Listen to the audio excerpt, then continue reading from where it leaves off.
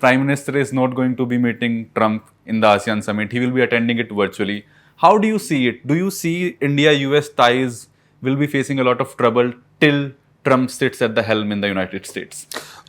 Trump's coming to power has been an inflection point in global geopolitics and, of course, for India-US relations.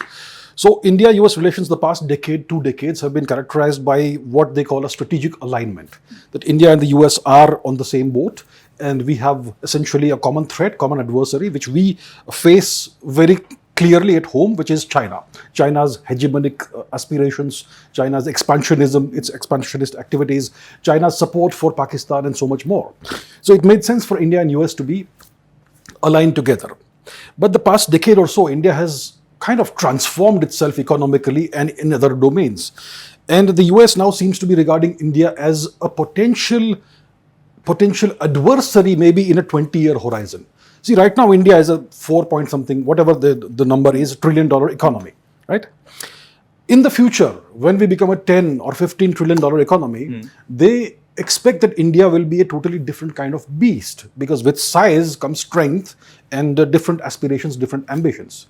So they don't want to see in the future a new challenger rising on the horizon, just like China currently is a challenger, which the US itself aided and abetted in its rise, right?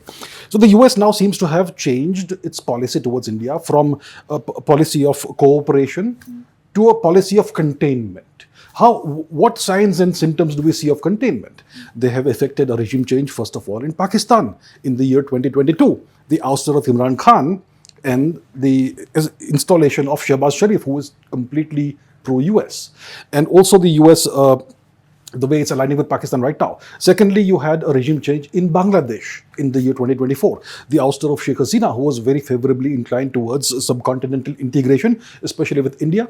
And now you have the installation of Mohammed Yunus, who is very anti-India. So we see all of that. We see also the regime change that happened in Nepal. Okay, so we are seeing India being encircled. We talk about the Chinese string of pearls, but we also have this ring of thorns that is being constructed around us.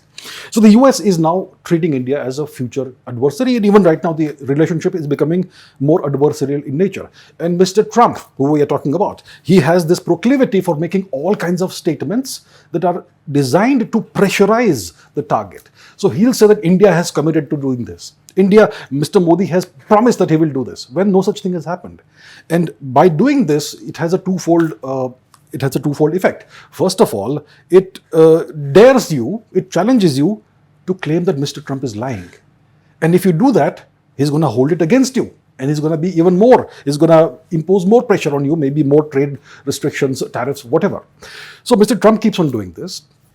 And if Mr. Modi meets Trump, Mr. Trump is going to make all kinds of claims about what Mr. Modi may or may not have said, and that's going to be a problem for us. So it makes sense for Mr. Modi to not meet Mr. Trump at this point in time. And that's essentially how I see what has happened. That Mr. Modi is most likely not going to be going to the ASEAN summit. He's going to participate virtually, and there's going to be no Trump-Modi meeting. And yeah, I think it makes sense.